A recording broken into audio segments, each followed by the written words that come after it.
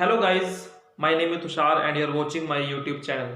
तो आज की वीडियो में हम बात करेंगे रिगार्डिंग पैशन। मींस पैशन क्या है। तो फ्रेंड्स, अब से मैं इस चैनल पर कुछ स्टूडेंट से रिलेटेड जो भी उनकी लाइफ में इस फेज में प्रॉब्लम आती है उसको मैं डिस्कस करूंगा, ताकि जो भी उन सब से मैंने सीखा है मैं अपना एक्सपीरियंस आपके साथ शेयर कर पाऊं, ताकि आपको भी जब आप उस फेज से गुजरे तो आपको उस तरीके की प्रॉब्लम ना उठानी पड़े जो मैंने और मेरे जैसे कुछ मेरे सीनियर्स ने फेस करी हैं। तो बस यही मेरे चैनल का मोटो है कि जो आपको प्रॉब्लम आने वाली है आप उससे पहले ही अवेयर रहें और उनके लिए कुछ सोल्यूशन ढूंढ सकें। तो आज की वीडियो में हम पहले बात करते हैं कि व्हाट इज पैशन। तो बहुत ही बड़ा मिसकंसेप्शन है लोगों का रिगार्डिंग पैशन। तो आज की वीडियो में मैं उसी चीज को खत्म करने की कोशिश करूंगा। तो पहले हम समझते हैं कि व्हाट इज पैशन। तो ऐसा काम जिसको करने में आपको बहुत मजा आए, या फिर अगर आप कहें तो जिस काम को करने में आपको टाइम का पता ही ना चले। This work can be your hobby, आपकी कोई भी हॉबी, जैसे गार्डनिंग हो गई, सिंगिंग हो गई, कुछ भी हो गया। अगर आप अपनी हॉबी को अपना प्रोफेशन बना ले तो ये आपके लिए बहुत बेनिफिशियल होगा। क्यों? क्योंकि इससे आप इनकम जनरेट कर सकते हैं। सो फर्स्ट ऑफ ऑल, अब आते हैं बात की, कुछ लोग यहाँ पर सोच रहे होंगे कि ऐसा कौन सा काम है जिसको हमें करने में मजा आता है। सो ऐसे बहुत से काम हैं, किसी के लिए वो सिंगिंग हो सकता है और किसी के लिए वो कुछ भी हो सकता है, किसी के लिए आर्ट हो सकता है, तो कुछ भी है। अगर आपके पास कोई एक पर्टिकुलर स्किल है तो उसको भी आप एज अ वेपन यूज कर सकते हैं, जो कि आपको बाकी लोगों से आगे दिखाएगा, या फिर लाखों की भीड़ में वो स्किल ही आपको अलग शो करेगी और जिसके बेस पर आप अपना इनकम भी जनरेट कर सकते हैं। तो अब आते हैं बात की मिसकंसेप्शन क्या लोगों के इसके रिगार्डिंग। जैसे किसी पर्टिकुलर बंदे का या फिर बहुत सारे लोग का लाइफ में कोई भी पर्टिकुलर गोल नहीं है, तो वो इस केस में क्या करेगा? इस केस में वो बंदा किसी दूसरे फैक्टर से इन्फ्लुएंस होगा। तो बस उसने देखा किसी बंदे को जो उनकी लोकेलिटी में होगा, लेट अस सपोज वो एक आईएएस ऑफिसर है, तो उसने सोचा यार ये बंदा लाइफ में अच्छा कर रहा है तो चलो इसी के जैसा फोड़ते हैं लाइफ में कुछ। तो बस क्या हुआ, वहां से वो बंदा हुआ इन्फ्लुएंस और उसने अपनी लाइफ कर दी बर्बाद। ऐसा क्यों? क्योंकि देखो, जो बंदा आईएएस ऑफिसर है उसका कुछ पर्टिकुलर गोल होगा लाइफ में कि मुझे आज लेट अस सपोज अगर आज वो 10वीं में है तो उसने कुछ सोचा आज कि यार मुझे 7 साल बाद इस पोस्ट पे पहुंचना है। तो उस बंदे ने उस गोल के रिगार्डिंग आज से ही अपनी प्रेपरेशन स्टार्ट कर दी। बट जो बंदा आज उस आईएएस ऑफिसर को देखकर इन्फ्लुएंस हो रहा है, उसको पहली बात यही नहीं पता कि उसको लाइफ में करना क्या है। वो बंदा आज इन्फ्लुएंस हुआ, थोड़े टाइम तक उसके दिमाग में चीज रही यार बनना है तो जैसे बनना है, नहीं तो बस कुछ नहीं करना मेरी लाइफ में। तो बस वो बंदा हुआ इस चीज से इन्फ्लुएंस, तो उसने इसके रिगार्डिंग अपनी थोड़ी बहुत जो प्रेपरेशन है वो स्टार्ट कर दी। ठीक है जी, हुआ क्या? उसने इस चीज को ट्राई किया, मे बी वो कर जाए और मे बी नहीं। उसने इसको ट्राई दिया विद इन 1 और 2 मंथ। अगर उस बंदे का उस चीज में इंटरेस्ट हुआ डेवलप, तो मान लीजिए कि वो उसका पैशन होगा। अगर 1 मंथ और 2 मंथ के बाद उसको चल गया पता कि यार ये चीज मेरे बस की बात नहीं है, तो वो बंदा बच जाएगा। लेकिन अगर उस चीज को वो करे कंटिन्यू फॉर सेवरल मंथ या फिर सेवरल ईयर, तो मे बी वो लाइफ में कुछ भी ना कर पाए और थक हार कर वो बंदा अनएम्प्लॉय ही रह जाए। तो ऐसा आपकी सोसाइटी में लॉट ऑफ एग्जांपल हैं जो आप देख सकते हैं कि उनका कोई भी लाइफ में कोई पर्टिकुलर गोल नहीं है, बट वो दूसरे लोगों से इन्फ्लुएंस होकर अपनी लाइफ बर्बाद कर चुके हैं। फर्स्ट ऑफ ऑल, आपके रिगार्डिंग जो सक्सेस के पैरामीटर हैं पहले उनको डिफाइन कीजिए। लेट अस सपोज आप मानते हैं कि जो बंदा रिच है वो सक्सेसफुल है, जिस बंदे के पास फाइनेंशियल सिक्योरिटी है, ये आपके लिए सक्सेस की डेफिनेशन हो सकती है। पैसा कमाना आपके लिए सक्सेस हो सकती है। तो जो बंदा आपके लोकेलिटी में आपके अकॉर्डिंग आपके जो पैरामीटर है सक्सेस के, उसके ऊपर आपको लगता है कि यार ये बंदा सही है, इस बंदे ने मेरे जो पैरामीटर है उनको फुलफिल किया है, तो अगर एक बार जाकर आप उनसे पूछिए कि भैया आपने अपने पैशन को या फिर आप जो काम करते हैं तो इसमें आपको कितना मजा आता है, या फिर अगर आप पूछें तो भैया क्या आप इस काम के लिए पैशनेट हैं, तो मे बी वो बंदा आपको हाँ या ना में जवाब देगा। बट मोस्टली बंदे जो लाइफ में होते हैं वो आपको अपना पैशन नहीं बताएंगे। इसका मेन रीजन क्या है?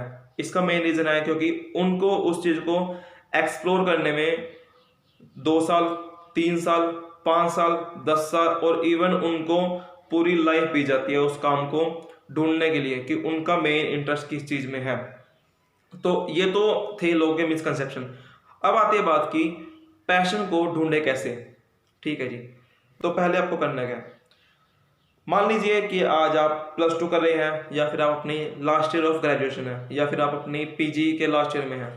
तो आपको करना क्या है, पहले तो जिस भी फील्ड में आप हैं उसके बाद में जो आने वाले कोर्सेज हैं उनके बारे में पूरी डिटेल लीजिए, पूरी डिटेल्ड समरी इकट्ठी कीजिए कि आपके पास कैसे कैसे ऑप्शन है और अगर आपको वहां तक पहुंचना है तो आपको क्या करना पड़ेगा। अगर मैं बात करूं प्लस टू की, तो प्लस टू अगर आप कर रहे हैं साइंस से तो आपके पास, अगर आपसे पूछूं कि आपके पास क्या ऑप्शन है, तो मोस्टली बच्चे कहेंगे बीटेक, सेकेंड टाइम पे बच्चे कहेंगे बीएससी, थर्ड टाइम पे बच्चे कहेंगे बी फार्मा, एंड उसके बाद कोई अगर बच्चा होगा तो कहेगा भैया मुझसे तो नहीं हो पाई साइंस, तो मैं अब बीए या फिर बीकॉम में जाकर अपनी साइड हसल में यूपीएससी की या फिर एसएससी की तैयारी करूंगा। तो ये ऑप्शन आपके पास हैं, बट इनके रिगार्डिंग भी कुछ ऑप्शन और भी हैं जिनको आपको एक्सप्लोर करना होगा अगर आपको भीड़ से कुछ काम अलग करना है, क्योंकि मोस्टली अब अपनी जो पॉपुलेशन है वो इन सिर्फ 5-6 कोर्सेज में ही घूम रही है। ऐसी बहुत सारी और डोमेन भी है, जैसे मशीन लर्निंग हो गई, आर्टिफिशियल इंटेलिजेंस हो गई, बहुत सारी ऐसी फील्ड है जहाँ पर आपको जाने की जरूरत है।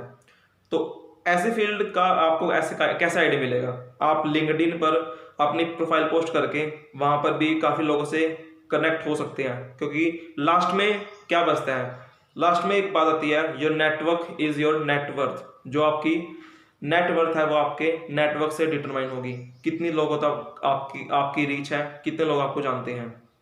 ठीक है जी।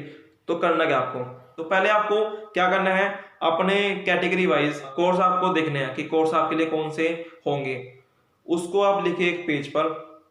देन उनके रिगार्डिंग आप अपनी नॉलेज को गैदर कीजिए। लेट अस सपोज आपने 8-10 कोर्स लिखे, like first is BTech, second is BSc, third is BCA, fourth is B pharma and fifth one is BSc agriculture and BSc nursing, और भी बहुत सारे। तो करिए क्या, जैसे अगर आपके पास अब 2 मंथ बच चुके हैं प्लस टू के और आपको इस बीच में अपनी एग्जाम प्रेपरेशन भी करनी है और फ्यूचर के रिगार्डिंग एक इंपॉर्टेंट स्टेप भी देखना है, तो करिए क्या, अपना टाइम दीजिए पढ़ाई को, उसमें कोई प्रॉब्लम नहीं है, बट उसमें से थोड़ा बहुत टाइम अपना करियर को भी दीजिए, क्योंकि ये आपकी लाइफ का मोस्ट इंपॉर्टेंट फेज है। तो क्या करना है आपको, फोन लीजिए, आपने आज एक सिलेक्ट किया ऑप्शन बीटेक कि मुझे आज इस टॉपिक पे बीटेक को मुझे 1 घंटे देना कम से कम।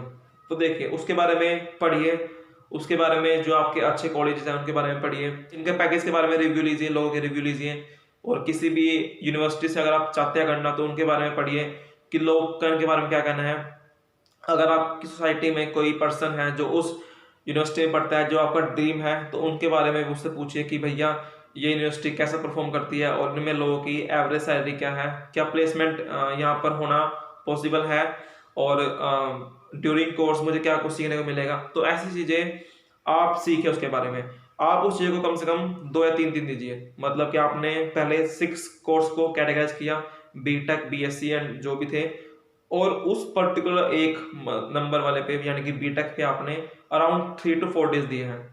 ये अच्छा हो गया। अब क्या कीजिए, अब सेकंड ऑप्शन पे आइए, बीएससी। बीएससी में भी आपके पास बहुत कोर्स है, BSc IT, BSc non medical, BSc medical, BSc computer science, बहुत सारे ऑप्शन है आपके पास।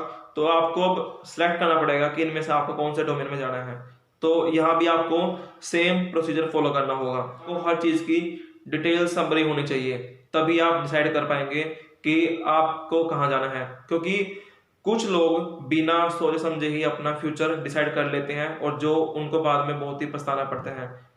और अगर आपको भी अपना फ्यूचर डिसाइड करना है तो उसके लिए पहले आपको डिटेल्ड समरी होनी चाहिए, डिटेल आपको उसके बारे में पता होना चाहिए, क्योंकि जब आपका माइंड एक्सपैंड होगा उन चीज के लिए, अगर आपके दिमाग में कुछ ऑप्शन है ही नहीं, अगर मैं आपसे पूछूं कि आपको साइंस के बाद करना क्या है, सिर्फ आपके पास 3 ऑप्शन होंगे। अगर आप अपनी लोकेलिटी में रहते हैं, अगर मान लीजिए वहां पर गवर्नमेंट एग्जाम का क्रेज है, तो आपको सिर्फ 3-4 ऑप्शन पता होंगे, यूपीएससी, एसएससी, एचएसएससी, तो ये बस ये 4-5 ऑप्शन पता होंगे आपको। तो बस ये है कि अपनी जो दिमाग का एक्सपेंशन कीजिए, अपने आप को थोड़ा एक्सपोज कीजिए लोगों के प्रति और उनसे बात कीजिए, क्योंकि लोगों से ही आपको कुछ रियल लाइफ एक्सपीरियंस मिलेगा। हर दिन आपको मिनिमम 1 घंटा तो लगाना ही पड़ेगा अगर आपको अपना पैशन ढूंढना है, क्योंकि अगर आप ऐसा नहीं करेंगे तो लाइफ में आपको बहुत ही हर्डल्स का सामना करना पड़ेगा, और जो मैं चाहता हूं कि आप ऐसा ना करें।